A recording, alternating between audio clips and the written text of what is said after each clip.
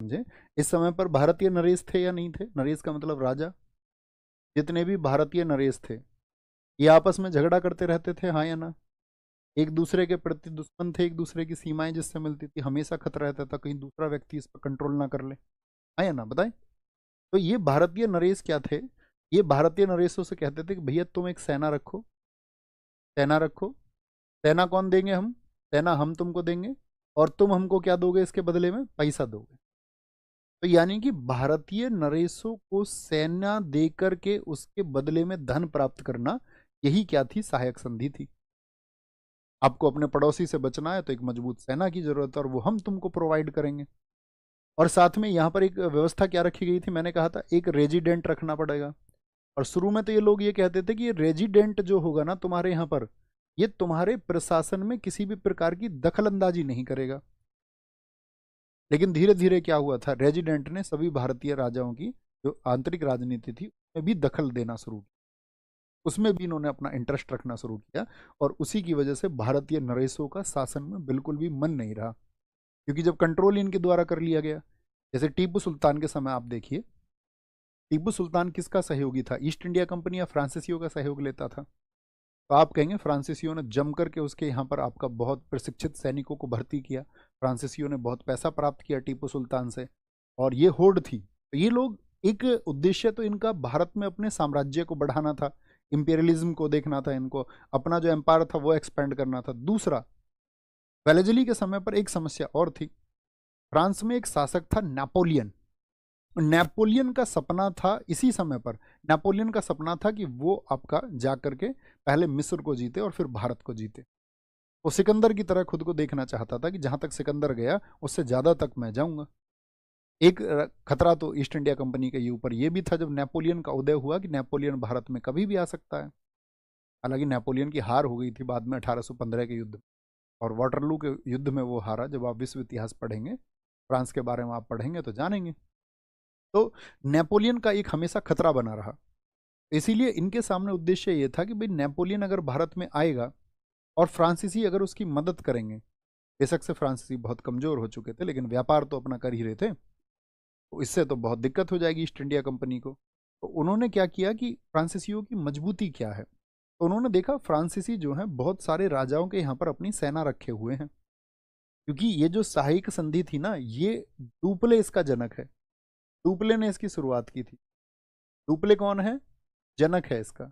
अभी भी आपसे पूछे कि who is the father of subsidiary policy, इसको शुरू किया डुप्ले ने, और फ्रांस की सेनाएं उसने राजाओं के यहाँ पर रखी थोड़ी थोड़ी। वो भी पैसा प्राप्त करता था, अंग्रेजों ने उसको रिप्लेस कर दिया। तो इसका एक फायदा तो ये हुआ कि उनका जो सबसे बड़ा अपोनेंट था, जो भविष्य में भी उनको दिक्कत दे सकता था, उन फ्रांसीसियों को उसने खत्म कर दिया। ठीक है, व्यापार से तो खत्म किया ही था आपका, या आपका संघर्ष में तो हराया ही था। तो यहाँ पर याद रख लेना, क्या बोलेंगे, क्या बोलेंगे इसको आपका, क्या किया इसने? इस संधि की वजह से, लिखना, इस संधि की वजह से, वजह से, वजह से फ्रांसीसियों का प्रभाव खत्म हुआ जो सेना में सब जगह थे। क्योंकि अब जब सेनाएं अंग्रेजों की पहुंच गई सब जगह पर, तो अब फ्रांसीसी थोड़ी एंटर कर सकते हैं। प्रभाव खत्म हुआ। ये बेचारे ड्यूटी व्यूटी करने के बहाने भर्ती होते थे फ्रांसीसी भी अंग्रेजों के, उनके भारतीय राजाओं के पास में, फिर धीरे धीरे उनसे बातचीत बढ़ाते थे। लेकिन जब वहां पर अंग्रेज सेनाएं बहुत बड़ी संख्या में पहुंच गई तो फ्रांसीसियों की जो एंट्री है वो बहुत मुश्किल हो गई। ठीक है, बिकॉज ऑफ दिस, क्या बोलेंगे, द ये लिख सकते हैं हम इसको, एंड ऑफ द इफेक्ट, क्या बोल सकते हैं, and of effect of franchises because of subsidiary policy. ठीक है, अब क्या किया इसने? सबसे पहले किससे किया था? हैदराबाद से। हैदराबाद में जो निज़ाम थे, हैदराबाद से इसने सबसे पहले संधि की 1798 में। फिर आप लोग जानते हैं टीपू सुल्तान को इन्होंने संधि का प्रस्ताव भेजा था कब? जभी तो इन्होंने चौथा अंगल मैसूर युद्ध किया था, मैंने आपको बताया था, मैसूर और तंजौर। तंजौर यहाँ का राजा तो 40,000 पाउंड में ही मान गया था। 1799 में मराठा। आप सोचिए, जब अंग्रेज कलकत्ता को जीत चुके थे, यानी बंगाल में टेक ओवर कर चुके थे, तो उनके सामने दो बड़े शत्रु कौन कौन से थे? एक तो मराठा थे, और दूसरा कौन था आपका? और एक था आपका मैसूर यानी टीपू सुल्तान, यही दो तो थे। तो 4 आंगल मैसूर युद्ध इसीलिए इनको खिलाफ लड़े, इनको हरा दिया। और फिर मराठा संघ को तोड़ने का काम किया गया दूसरे आंगल मराठा युद्ध के दौरान, जो कि लड़ा गया 1803 से 1805। मैंने आपको पहले ही बता दी घटना, कारण क्या था। नाना फडणवीस की मौत हो जाने के बाद में मराठे बट गए थे, और मराठे बट गए थे तो अब उनको जीतना आसान था, और अंग्रेजों को पता चला यही सुप्रीम टाइम है मराठा संघ को खत्म करने का। तब से उन्होंने प्रयास किए। मैंने आपको बताया था मराठाओं से उन्होंने अलग अलग संधि की, देवगांव संधि, सुरजी अर्जुगांव की संधि, आपका एक राजापुर घाट की संधि। हम सब करके बताएं जी भैया, हमारे एकदम से ध्यान में है, एक बिल्कुल ध्यान में। तो मैसूर और तंजौर को इन्होंने जो मिलाया आपका, यहाँ पर इन्होंने मराठाओं से साथ में भी। तो अवध, अवध को इन्होंने मिलाया 1801 में, सबको मिलाता चला गया ये, ठीक है। यानी कि इसके बारे में एक इतिहासकार है, मैं आपको बताऊं तो उनका नाम है, कहीं किनारे पे लिखना, उनका इतिहासकार का नाम है आपका S.J. ओवन, सिडनी जे ओवन। सिडनी जे ओवन ने बड़ा शानदार सा स्टेटमेंट दिया है। उन्होंने कहा है वेलेजली ने भारत में अंग्रेजी राज्य, लिखना है इस बात को, वेलेजली ने भारत में अंग्रेजी राज्य को अंग्रेजों के भारतीय राज्य में बदल दिया। इतना बड़ा स्टेट, यानी पहले भारत में अंग्रेजी राज्य था और धीरे धीरे वो क्या हो गया, अंग्रेजों का भारत राज्य हो। इतना बड़ा एक्सपेंशन इसने किया। और अवध को मिलाने के बाद में फिर किधर गया, ये मराठाओं की तरफ गया। और मराठाओं में सबसे संधि की इसने, जैसे कि आपका पेशवा से इसकी संधि कब हुई, 1802 में। भोसले से इसकी संधि कब हुई, 1803 में। भोसले परिवार से 1803। और 1804 में इसको सिंधिया ने, होलकरों ने इसको नहीं माना था। पूछा जाता है किसने, कौन सा परिवार था जिसने मराठाओं का, जिसने सहायक संधि को नहीं आपका एक्सेप्ट किया था। अब ये जबरदस्त तरीके से, अंधाधुंध तरीके से भारतीय क्षेत्रों को अपने अंदर मिलाता जा रहा था। और इस समय पर ब्रिटेन का प्रधानमंत्री था विलियम पिट। विलियम पिट ने इसके कार्यों की जब समीक्षा की, या उसके पास जब रिपोर्ट पहुंची कि ये तो भैया अपने एक्सपेंशन को लेकर के एकदम से पागल हो चुका है और उसको संपूर्ण भारत चाहिए, तो विलियम पिट ने इसके काम को कहा कि एकदम से गैर कानूनी, ये तो इलीगल काम है, इस तरह से तुम ऐसे कैसे कर सकते हो। और विलियम पिट एक अच्छा आदमी था, तो विलियम पिट ने इसको वापस बुला लिया। तो वापस बुला लिया गया कि भाई इस तरह की लूट या इस तरह का जो गैर कानून कार्य है वो नहीं चलेगा। लेकिन तब तक तो इसने बहुत सारे क्षेत्रों को, या कहें कि भारत को एक बहुत मजबूत स्थिति में इसने पहुंचा दिया। भारत को मतलब क्या, भारत में ईस्ट इंडिया कंपनी को बहुत मजबूत पहुंचा दिया।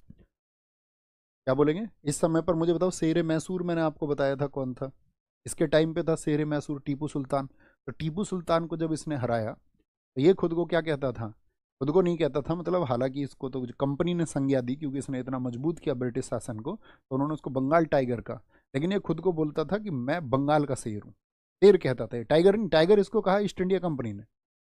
तो वह कौन सा गवर्नर है जो खुद को, आपको क्वेश्चन में तो लिखा भी मिल सकता, बंगाल टाइगर या बंगाल का शेर कहता था।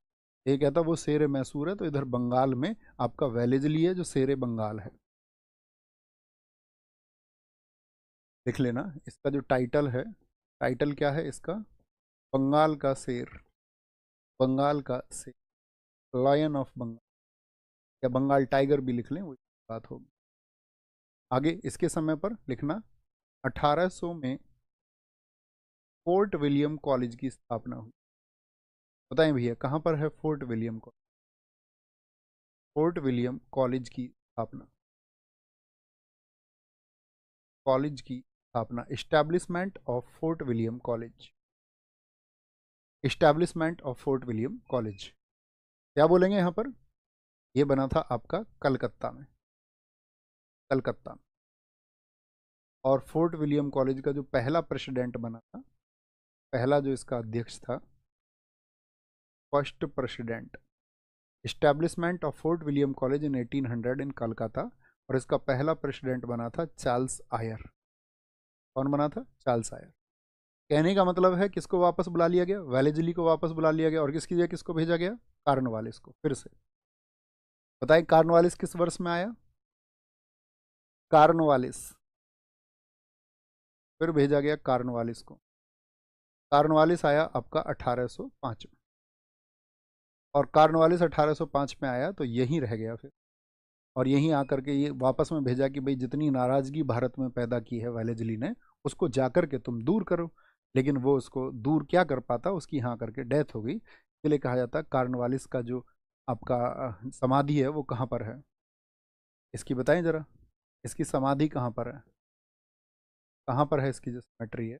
इसकी जो समाधि है वो है गाजीपुर में, गाजीपुर अर्थात यूपी में, यूपी का जो गाजीपुर जिला है, गाजीपुर में। ठीक है?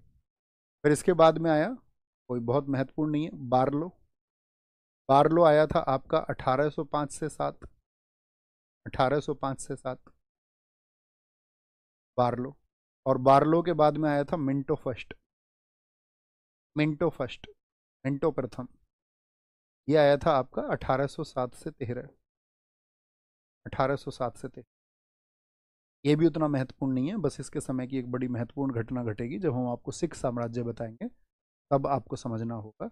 इस समय आपका पंजाब में थे राजा रणजीत सिंह, और वो भी अपना एक्सपेंशन कर रहे थे, अपना साम्राज्य विस्तार कर रहे थे।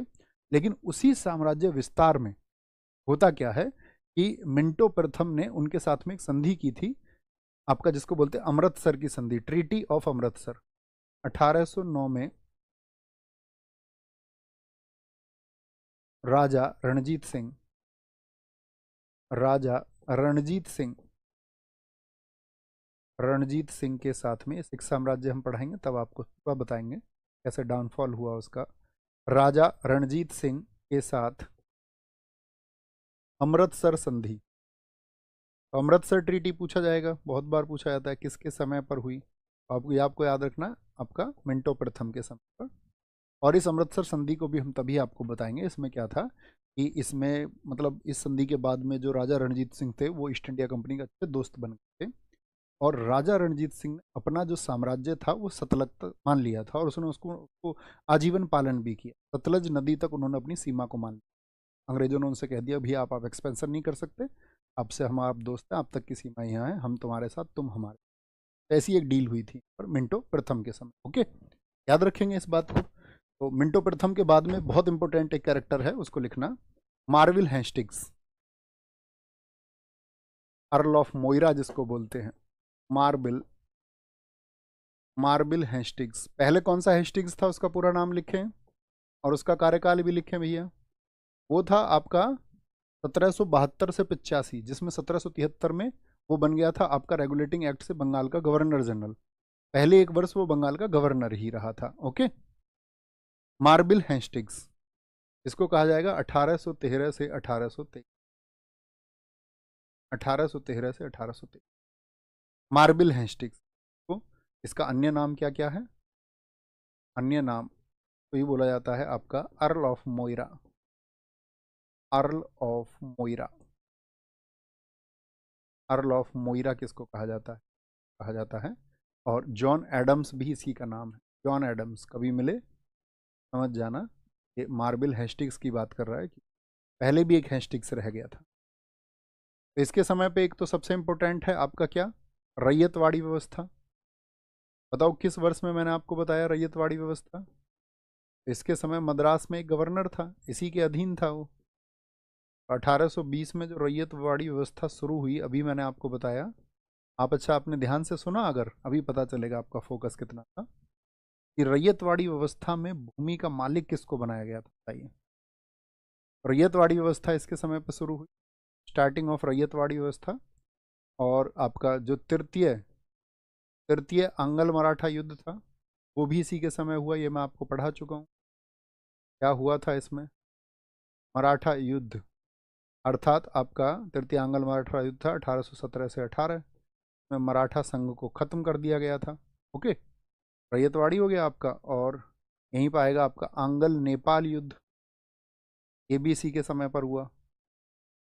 आप कहते हैं ना नेपाल को किसी ने गुलाम नहीं बनाया, आंग्ल नेपाल युद्ध 1814 से 16 अंग्रेजों ने लड़ा, आंग्ल नेपाल युद्ध। देखो नेपाल में कौन सी जाति रहती है बताओ, अभी नेपाल में रहते हैं गोरखा, और गोरखा हमेशा से ही अपनी बहादुरी के लिए जाने जाते हैं, थापा आप बोलते होंगे। तो यहाँ पर क्या था, नेपाल में भी स्थितियां ऐसी थी, ये अविजित रहा इस समय तक,